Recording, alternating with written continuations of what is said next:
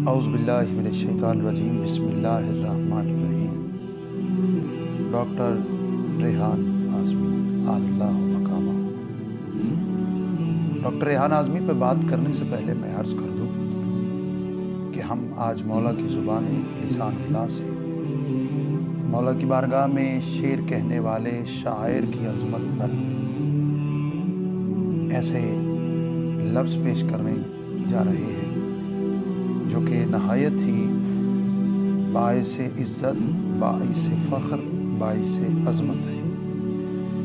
سرزمین پاکستان پہ کراچی شہر میں 7 جولائی 1958 میں پیدا ہونے والے ڈاکٹر ریحان اعظمی نے 1974 میں شاعری کا آغاز کیا۔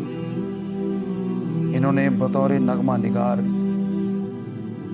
404,000 سے زائد نغمات سپرد قلم کیے۔ آغاز شاعری میں تو ریحان صاحب نے گانے اور گیت لکھنے شروع کیے، مگر یہ بات زیادہ دیر تک نہیں چل سکی۔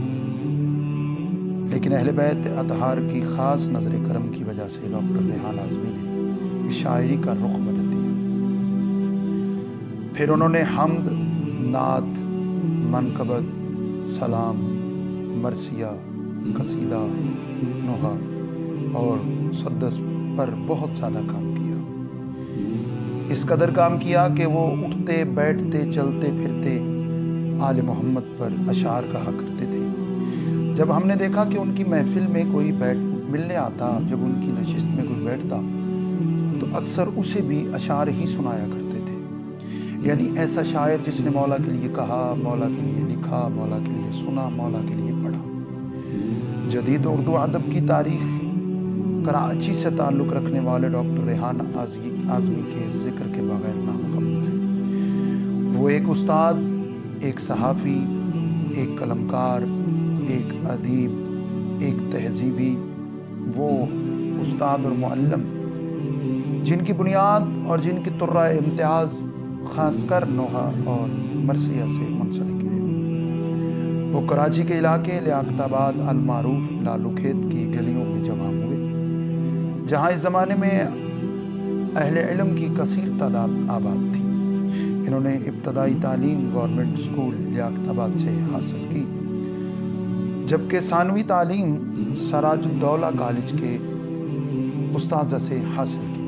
اعلیٰ تعلیم جامعہ کراچی سے حاصل کی۔ پاکستان کی رسائی ادب میں ان کی بڑی خدمات شامل ہیں۔ انہوں نے رسائی ادب میں 25 سے زائد کتابیں تحریر فرمائی۔ ان کے بارے میں یہ کہا جاتا ہے کہ یہ دنیا کے ان شعراء میں ان کا شمار ہوتا ہے جنہوں نے سب سے زیادہ نوحہ لکھے، جنہوں نے سب سے زیادہ اہل بیت کے لیے نوحہ اور مرثیہ لکھا۔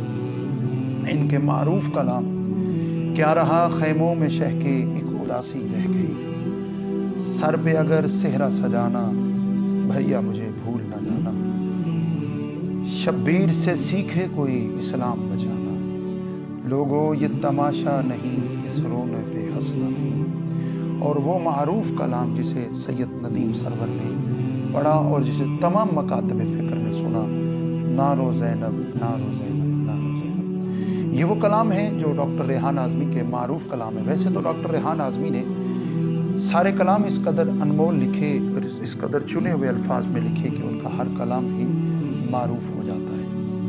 آئے ہم آپ کو اہل بیت علیہ الصلوۃ والسلام کے فرمان سے شاعر کی عظمت بتاتے ہیں۔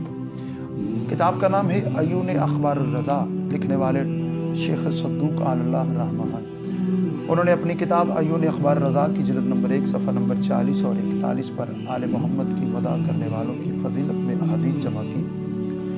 وہ فرماتے ہیں کہ امام جعفر صادق علیہ السلام نے ارشاد فرمایا، جو ہمارے حق میں ایک شعر کا بیت کہے گا تو اللہ اس کے لیے جنت میں ایک گھر تعمیر کرے گا۔ آپ اندازہ کر لیں، جو ایک بیت کہے اور اس کے لیے جنت میں ایک گھر تعمیر ہوتا ہے۔ آگے وہ دوسری حدیث لکھتے ہیں، امام جعفر صادق سے روایت کی، آپ نے فرمایا، ہمارے متعلق جس نے بھی شعر کہا تو اس کی تائید روح القدس سے ہوئی۔ تیسری حدیث لکھتے ہیں کہ امام علی رضا علیہ السلام نے فرمایا، آپ فرماتے ہیں، جو مومن ہماری مدح میں شعر کہے تو اللہ اس کے لیے جنت میں ایک شہر تعمیر کرتا ہے جو دنیا سے 7 گنا وسیع ہوتا ہے، اور اس شہر میں ہر مقرب فرشتہ اور ہر نبی مرسل اس کی زیارت کرے گا۔ ناظرین محترم، یہ وہ فضیلت ہے جو آئمہ اہل بیت علیہ السلام کی زبان لسان اللہ سے شاعر کی عظمت میں وارد ہوئی۔ ناظرین محترم، اس وقت پوری دنیا میں عالم اسلام میں جتنے شعراء بھی گزرے ہیں جنہوں نے اہل بیت کے لیے کہا، آپ اندازہ کر لیں کہ اگر ان حدیث کو سامنے رکھا جائے تو آپ خود ہی سوچیں کہ ان شعراء کا مقام اور ان کی عظمت کیا ہے۔ کمال یہ ہے کہ جب کوئی ان اہل بیت پر شعر کہتا ہے تو اس کی عظمت یہ ہے، تو جب خود اہل بیت اپنے خود پر شعر کہتے ہوں گے تو اس کی عظمت کیا ہوگی۔ آج میں ذکر کرتا ہوں اس شاعر کا جس کو میں کہوں کہ خاندان رسالت کا وہ پہلا شاعر جس نے سب سے پہلے نعت کہی اور رسول خدا صلی اللہ علیہ وسلم پر شعر کہے، اور وہ ہیں سرکار ابو طالب علیہ السلام محافظ رسالت محمد صلی اللہ علیہ وسلم۔ اس کے بعد مولا کائنات کا بھی دیوان موجود ہے اور آئمہ معصومین کے دیوان موجود ہے۔ دعا کریں خدا بند متعال ڈاکٹر ریحان اعظمی صاحب کی اہل خانہ کو صبر جمیل عطا فرمائے، ان کے بیٹے سلمان اعظمی کے درجات بلند ہو، ڈاکٹر ریحان اعظمی صاحب کے درجات بلند ہو، اور سلمان اعظمی کی والدہ کے درجات بلند ہو۔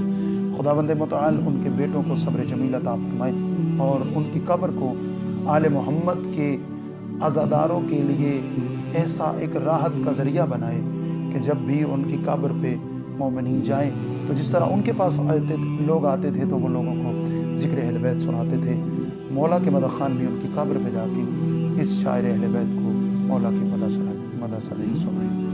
وَسَيَعْلَمُونَ الَّذِينَ